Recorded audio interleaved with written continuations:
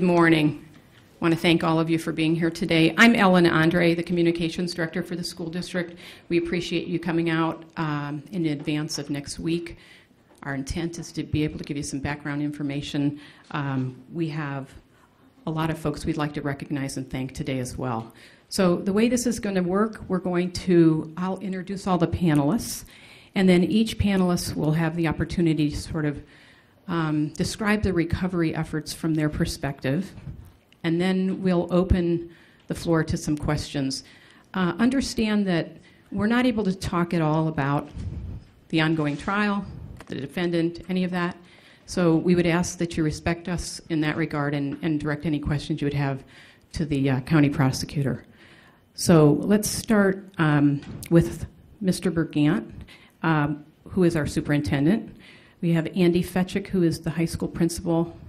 Next to Andy is Kate Biddle, the Assistant Vice President of Clinical Services at Beechbrook. We have Jennifer Deckard, who is the chair of the Chardon Healing Fund, along with Tracy Jemison, who is the vice chair. And at the end is Chardon Mayor Phil King. At my left here, representing our Chardon student body, are our senior class officers. Jill Allenby. In the middle is Jessica Misick. And then we have Will Porter. Our intent is to just, as I mentioned, do some overview. Andy will talk about the activities for next week, and then we don't have a lot of time, but we'll try to get as many questions answered as we're able to. So we'll start with Mr. Bergant. Thank you, Ellen Andre. I'd like to begin with a moment of reflection for the three men whose lives were violently taken from us on February 27th, 2012, Demetrius Hewlin, Russell King, and Danny Parmenter.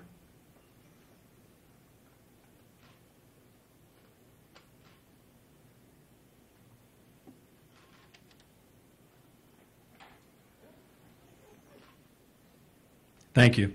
I'd also like to offer some hope and peace for the three surviving students who sustained injuries that same day: Nick Walzak, Joy Rickers, and Nate Mueller. It was appropriate to thank each media organization in the audience this morning for your participation in helping us to restore the learning environment in our schools and accentuate the courage of all involved. Your sense of empathy and compassion for our school community's efforts to stand strong through this tragedy has helped pave the path for us to continue moving forward.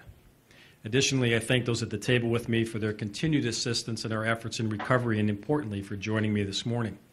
The question arises with each discussion that I engage in since 2/27/2012. How do you make schools safer? To me, the answer remains pretty simple.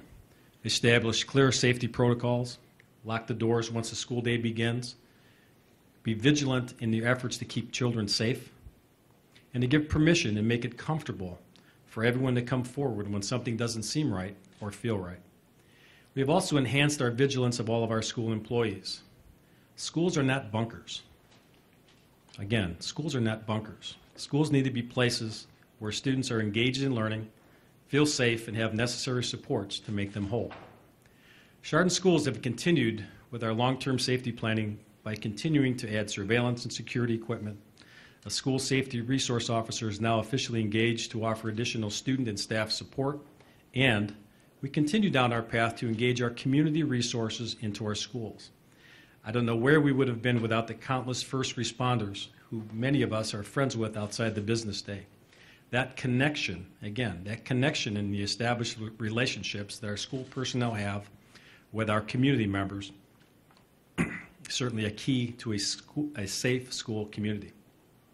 In the spirit of that communication, the district has reached out to many other schools and professional organizations to offer our support and to stress the importance of school safety planning and, quite frankly, what we've learned from our ordeal. Next, this morning, I introduce to you a member of our team who ventures into his school each and every day with a sense of optimism and courage as a model for his students and staff with whom he has everyday contact: Chardon High School principal and my friend, Andy Fetchick. Thank you, Joe. The questions asked to me every time I see friends, media, people from the community: how are you doing? How are the kids? How's the staff? And I guess the answer I want to tell everyone is that I can assure you that we were getting better.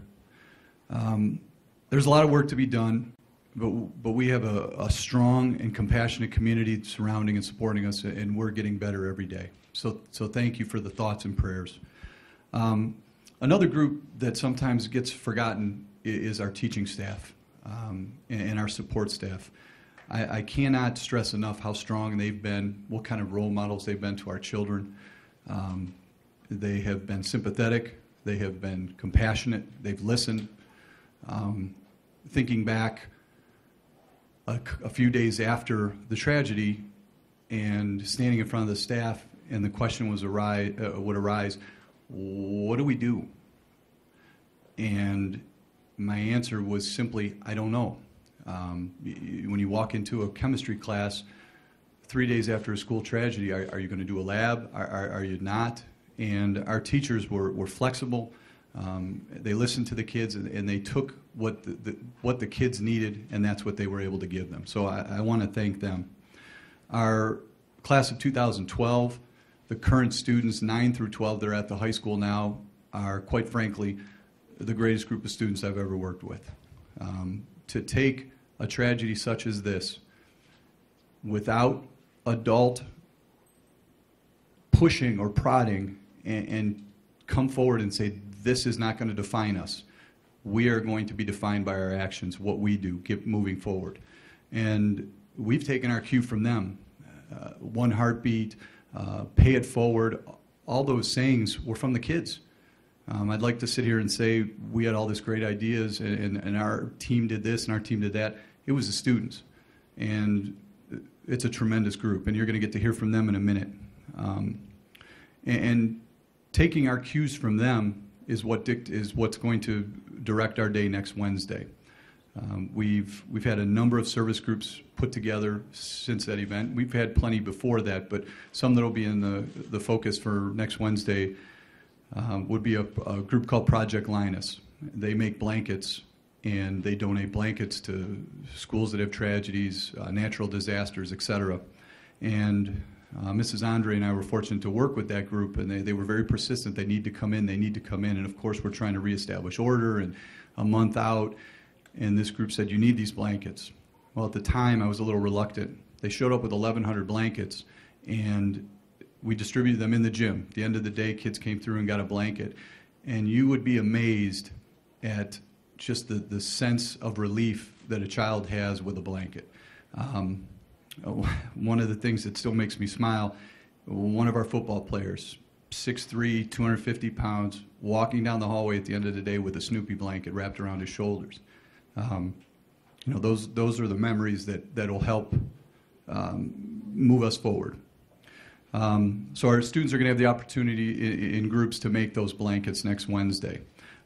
We've also had an influx of service dogs in our building, and one of the things that the kids had said in a survey about what we're going to do on February 27, 2013 is they didn't care if there were therapists there or staff or whoever. They wanted service dogs. They loved the dogs. So one of the things we're going to do is make leashes and collars for the service dogs as part of a group project, and donate those back to the facilities that were so generous with us. And then there'll also be a writing station, journaling, art therapy, where students will have the opportunity to record some of their thoughts. Those will be bound and shared with the families at a later date. We're fortunate to work with Qdoba Mexican Grill. They're going to be bringing in lunch for roughly 1,400 people that day, volunteers, all of our students and all of our staff. And that'll be a nice time to relax and regroup before we do the final piece of that day, and that's going to be a walk to the square. When we did our initial surveys in September of the student body and community, that was a resounding point. The students wanted to go back up to the square. They wanted to walk, show their unity, and that's how we're going to end our day. There'll be a small service there. I believe the superintendent will speak. I'll speak. You'll hear from our senior officers again at that service. We'll have some music from the concert the night before playing, and some candles at the square. And then we'll come back as a school and be dismissed at the end of the day. Again, I want to thank everyone for their support. The media has been truly great with the school. They've presented the positive image. They have focused on the students, and it's appreciated, and thank you for that. It's my pleasure now to turn it over to Will, Jesse, and Jill, and they're going to talk a little bit about next Wednesday. Thank you, Mr. Fetchick. On behalf of my classmates, I would like to thank our parents, the school faculty, members of the Chardon community, and countless others who have helped us during the past year. It has not been easy, but through the support, we have been able to begin a healing process. On Wednesday, this process will continue as we make blankets, dog leashes, cookies, and cards to give back to all those who helped to calm our heads and hearts after the tragedy. Danny, Russell, and Demetrius were our classmates, and for a lot of us, they were our friends. They will never be forgotten, and we hope to honor them through this day of service and remembrance. I would like to invite everyone to join us in wearing red on the 27th in memory of Danny, Russell, and Demetrius. Thank you. And now I'd like to introduce my fellow class officer, Jill, who will say a few words. Thank you, Will. On February 27, 2012, our school suffered a tragedy, but through this past year, our school has begun to heal, and with every day, we become closer and closer as a united student body. Everyone is supportive of each other, whether it's at sporting events or concerts. You can always depend on a cloud of red and black cheering you on. This sense of unity is not only seen at events, but on a daily basis as you're walking from class to class. Through the support and love from our fellow peers, we have alleviated some of the negative emotions that we carried and have begun to heal. Another way we choose to do this is by giving back to all those who picked us up when we were down, which is why we decided to have a day of service this year in honor of those we have lost. My fellow officer Jesse will now elaborate more on the day we have planned. Thank you. Good morning, everyone. As Will said, I would also like to start off by extending thanks to my family, school, and community for their support during the difficult times of the past year. I can honestly say that the healing process has been made easier by the outpouring of kindness that our school has been so fortunate to receive. Next Wednesday, Chardon High School will participate in a day of service to give back to the community that consistently gives so much to us. Students will participate in activities such as blanket making, writing, and crafting dog leashes. These projects are designed so that we as students can connect to the support we have received in the past 12 months, as well as remember those we have lost. On Wednesday, we also ask that community members go out and participate in their own act of service. Whether it be volunteering at a local food pantry or reading to children at a nearby elementary school, any act of kindness would be a show of fellowship between Chardon residents and Chardon students in memory of those both injured and deceased in the tragedy. Although it has been a year, February 27, 2012 is a date that holds heavy in each and every one of our hearts. We look to use the aforementioned day of service not only to remember those closely affected by the tragedy, but also as a stepping stone in the process of healing and recovery. Thank you.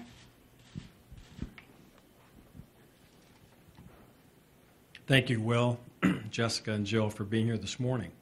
Your presence here today reassures us that your skill set is spot on, and your leadership and determination to move your own lives forward sets the tone for restoring the learning environment in our schools. Certainly, your courage and active role in the planning of the commemorative events on February 27th offer other students in our schools some control over how they will remember the event and the impact it has had on all of us here in our school community. So again, thank you. An important part of the healing process has been a continued presence of many support personnel, including our counseling staff, who have introduced a therapeutic recovery model into the mainstream of our educational program. Since 2009, Chardon Schools has partnered with the Beachbrook program to enhance our efforts to help students and their families engage in more healthy lives. Fortunate for us, we're able to use these folks as the stimulus of our recovery efforts. At this time, Kate Biddle will offer a more detailed description of some of the counseling programs we've engaged in. Kate? Thank you. I really want to thank the schools and the community for all the support that we've received as we've worked together to meet the mental health needs of the students and staff impacted by what has occurred in this past year. The counseling efforts during this time have been very intensive. I cannot do justice to how extensive the outreach has been to meet the needs of the students and the community, but I will highlight the most critical steps that have been taken. Initially, there was a huge outpouring of help from the mental health community with well over 100 counselors responding for immediate crisis intervention, including counselors from Beechbrook, Hospice of Western Reserve, Ravenwood, PAT therapy for trauma-trained professionals and PATs, the Red Cross, and countless independent counselors and therapists that volunteered directly after this tragedy took place, and then were on site in lesser numbers for the following few months. Psychoeducation and crisis debriefing for teachers and parents started the day after the tragedy, with later follow-up. Screening was done for all students and staff who were noted as being in high distress during the immediate crisis intervention efforts, and were reached out to and provided counseling as needed and wanted in the schools and or referred to other agencies, especially Ravenwood and independent therapists in the community. There were multiple alternative therapy supports and groups that were established. There were groups that were set up that were short-term to help students identify signs that they might be in emotional distress and to be able to reach out for help. Ravenwood and Family Pride have established and are continuing to offer ongoing support groups for the family members most directly impacted by this tragedy. And there's many other multiple interventions established, such as the Actively Caring for People, consultation with the National Center for Trauma using the expertise of David Schoenfeld and Dan Nelson, suicide prevention efforts, and most recently, there's been a wide-ranging intervention that's been developed with the affiliation of Metro Health's Trauma Department, Case Western Reserve, Beechbrook, and Ravenwood counselors working together to assess students who are still in need of extra supports to provide cognitive behavioral intervention trauma in school groups, which is a nationally recognized effective trauma-focused treatment model aimed to relieve symptoms of PTSD, depression, and generalized anxiety for students exposed to trauma in school settings. While stories to illustrate how the students and staff are doing in their recovery would be of natural interest to many, the process is still very much in its early phases. And in the interest of protecting confidentiality and what is in the best interest of the students, staff, and families who have been impacted by this tragedy, I'm not going to give specific accounts of how people are coping with their healing journey. Suffice it to say that many students have accessed and made continued use of the different supports that have been offered, and that it is clear that Danny, Demetrius, and Russell are always on their minds, and these students that are using the supports find solace in having a place to express their feelings and sort through how they might begin to make something meaningful come out of this horrific and aberrant event that they have all experienced. Recovery takes a long time. While many, perhaps most in the community, may be moving forward in life relatively unscathed, there is no one who lives in this community who is not touched by the violence that took place in this past year. For some, it may feel like they have not been affected much by what they've experienced, but then months or even years later, they may find that they're struggling with reactions that are related to the trauma that resurface and disturb them after unresolved aspects of their experience come up. For a few, this will be a lifetime process. When people are truly traumatized, they don't just get over it. These strong reactions are a wake-up call for us to pay attention because what happened matters. These acts of violence are not all right, and we must pay heed. The natural tendency is to want to avoid or control these responses, to push away from what's taken place, but this does not promote healing. Intense pain can either isolate us and tear us apart or bond us together more deeply as we grow in compassion and care for each other with our broken yet perhaps more opened hearts. What does promote healing and resiliency is having a safe, caring community and significant relationships that can validate and support what has been experienced. What we can share, we can bear. We must build on our students' examples of how we face this together, arm in arm, our hearts beating as one. Thank you. Thank you, Kate, and all the counselors for their good work, which continues again to support our recovery efforts. A person I would like to mention is our Director for Exceptional Children, who has organized our recovery efforts. It's through her leadership, it's Mrs. April Siegel Green. Through her leadership, these efforts are put into place. She's helped plan, she's helped implement, and she's helping to evaluate our process. So again, April, I know you're in the audience today. Thank you. There is, however, something essential our schools can do to ensure that all kids feel safe and supported. And it, too, is something the staff in Chardon schools were already doing, proactively addressing the full range of each student's developmental needs and providing students with the love and support they need to learn and grow. Our counseling program and other supports throughout our schools would not be possible without the work and support of the Chardon Healing Fund. So many people from really all around the country contributed to that fund that was designed to support not only the 6 families who were intimately involved with the tragedy, but to aid in the recovery of our schools and, importantly, our community at large. At this time, I introduce Jennifer Deckard, CFO for Fairmont Minerals, as colleague, community leader, and one with a personal mission to help those in need. Jennifer? All right, thank you, Joe.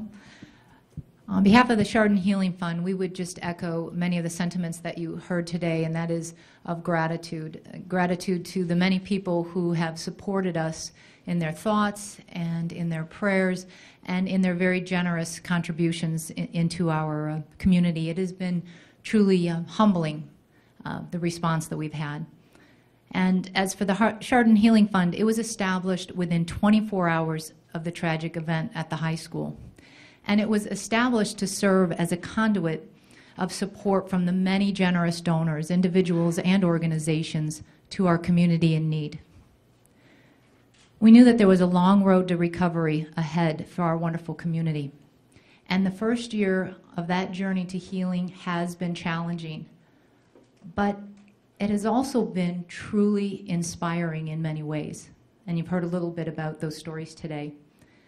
From the first day, and continuing through today, our commitment at the Chardon Healing Fund has been twofold. First and foremost, to address the immediate needs of those families most directly impacted on February 27th, and also to foster the ongoing emotional and physical well-being of the students and staff at Chardon High School, as well as the community. We're in frequent contact with the families, working with them to understand their immediate needs and how we can help.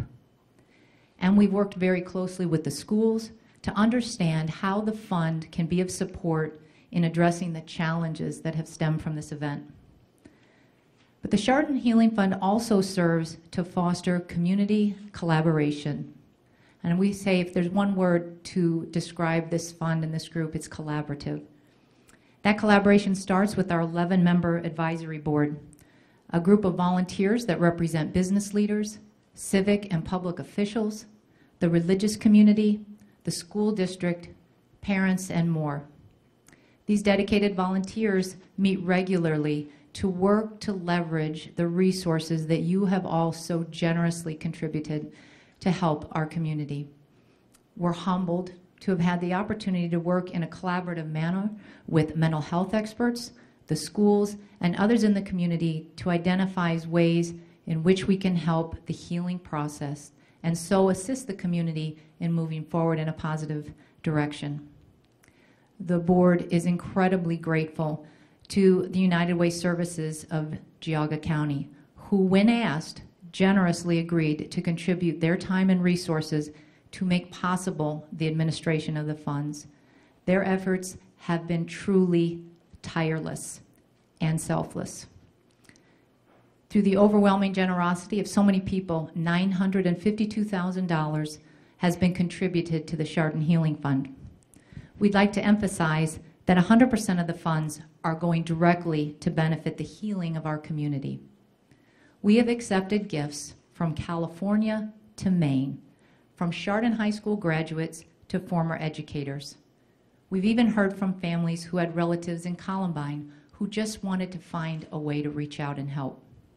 Our community was supported by local chefs who came together to raise over $40,000 for the fund.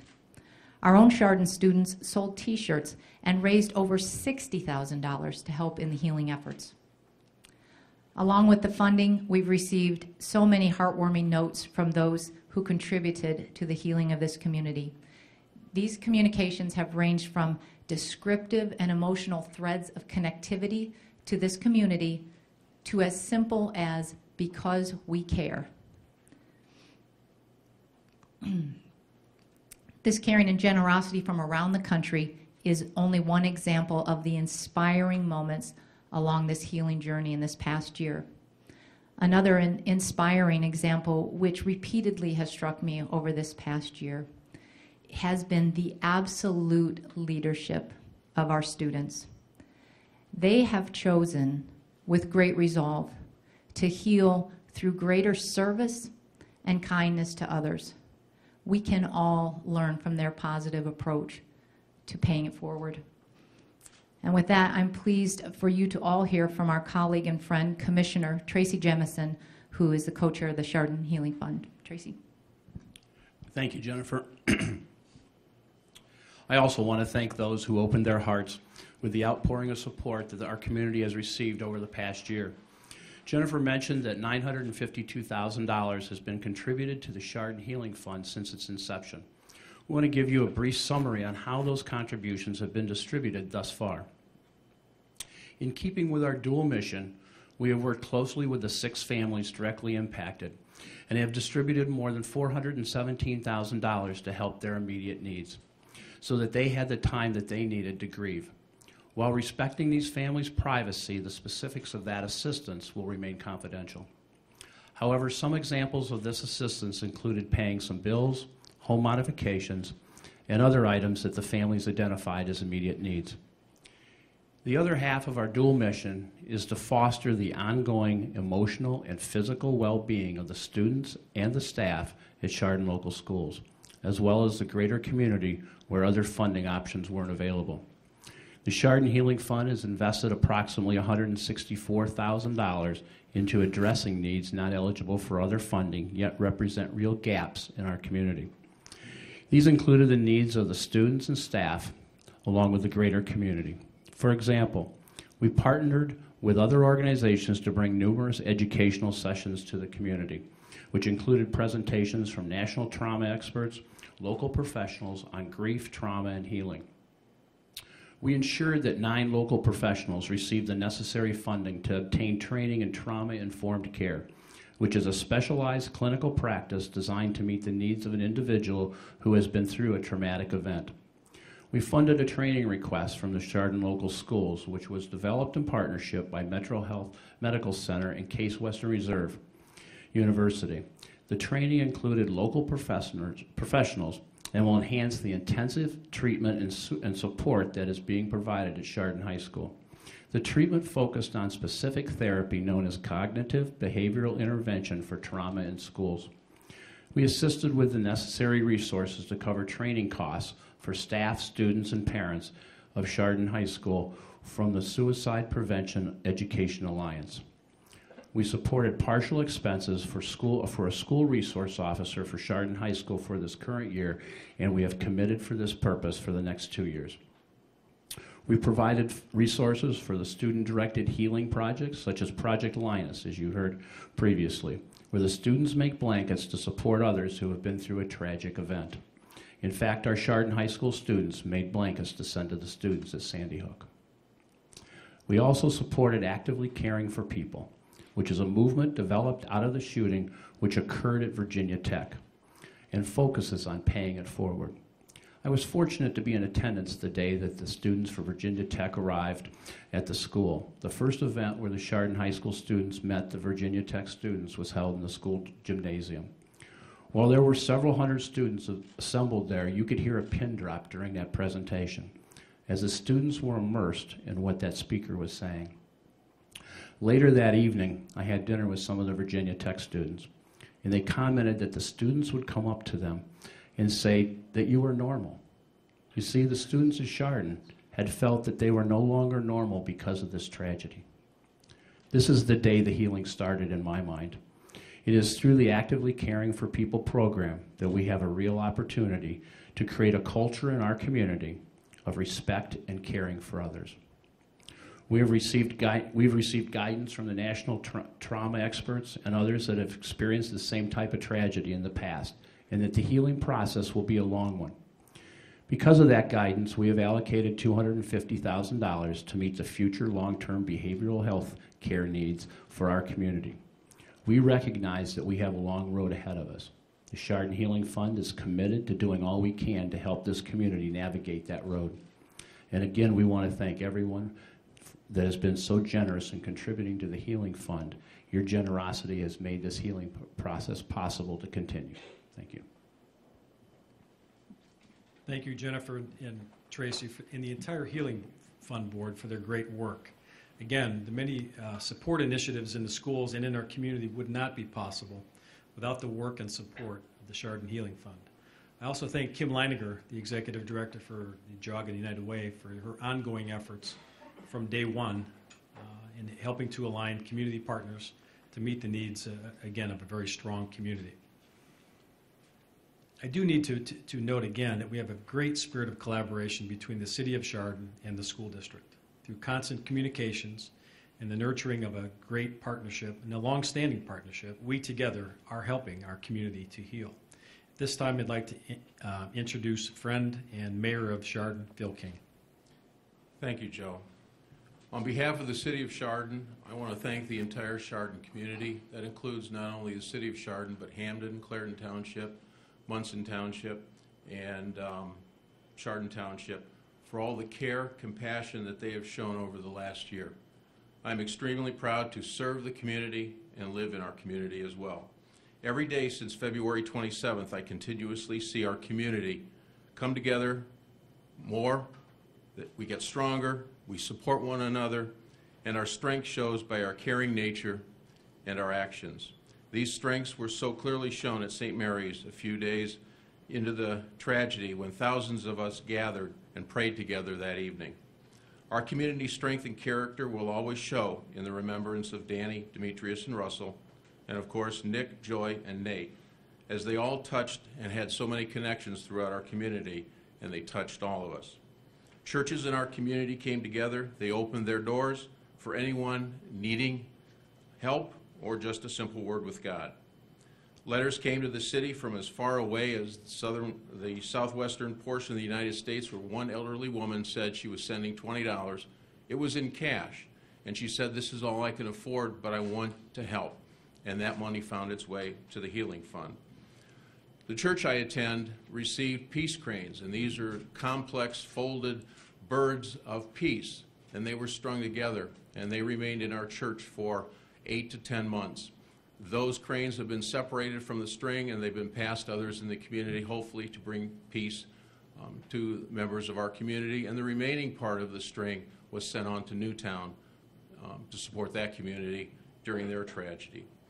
And as you've heard, the high school group, Actively Caring for People, presented their program before City Council, and it demonstrates how this community has moved forward and will always remember through acts of kindness, and you saw that through the Newtown tragedy.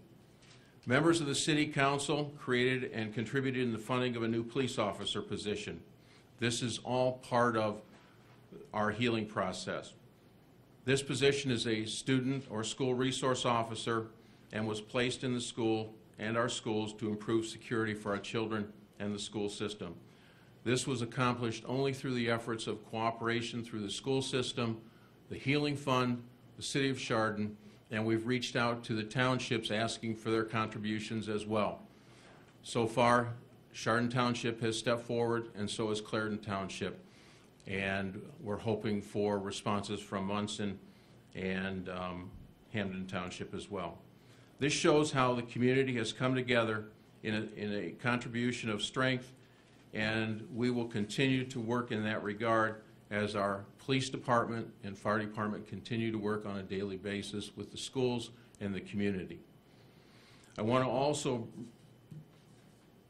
express that we will participate in the Day of Remembrance, and at 6:30 on the 27th at the gazebo, which over the days following the tragedy became such a heartfelt memorial. We will have a vigil, a candlelight vigil, to celebrate and remember, and that will take place at 6:30. And there will be speakers from the church community, the city, and our fire chief will make short addresses, and we're also involving the family, and there will be family members present to speak as well. That'll be followed at 7 o'clock by a musical performance from the Rain Forecast, which is a group from the Chardon Methodist Church giving our musical performance. I also want to let the community and others know that we are, the City of Chardon, working together and have formed a steering committee for the beginning of a memorial process. And in that memorialization process, we'll be looking at a memorial design, a location, and funding. The steering committee will meet on an ongoing basis, and it will take some time and some heartfelt discussions so that we can put together something to remember the 3 lives that were lost, and also not forget the trauma and how this community responded. The only thing I can say is this community is just unbelievable to live in, and I'm very proud to serve as the City of Chardon's mayor. And our committee will begin to meet again on March 5th, and we will meet until the project is finished. And as you can see by us up here, we have formed some very close, hardworking relationships that have brought us together, and we will continue to serve the community from here on out. So I thank you. Thank you, Mayor King, and certainly the City of Chardon for the support this past year. I'd like to also thank City Manager Randy Sharp for his efforts, some behind-the-scene opportunities as he's provided, and again, to continue that partnership. So, Randy, thank you. Safety is and always will be a fundamental concern for schools. Students who aren't or don't feel safe at their school can't learn, and schools must clearly ensure that their environments are both secure and supportive.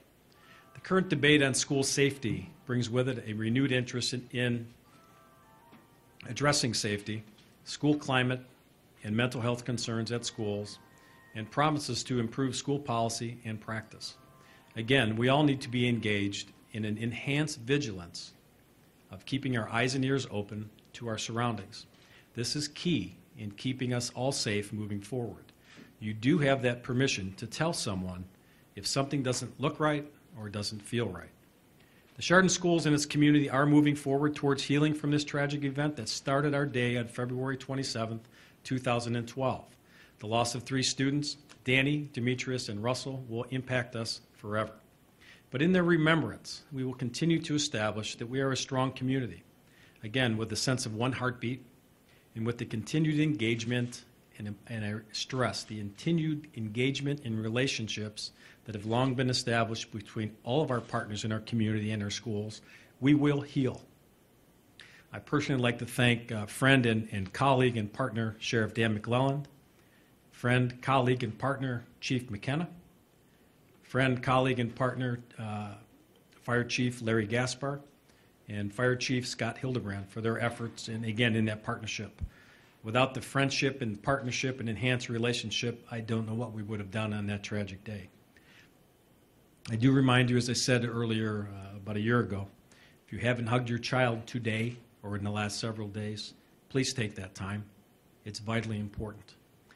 I'd like to conclude by thanking the media for coming this morning. Again, I thank you throughout this whole process. You've been very respectful, especially for the safety and the emotional welfare of our students. We've asked you to keep a distance from our school properties. You've done so. Again, thank you. We ask that on the day of commemoration that you follow that same path that you've started last year. Give us a little bit of space.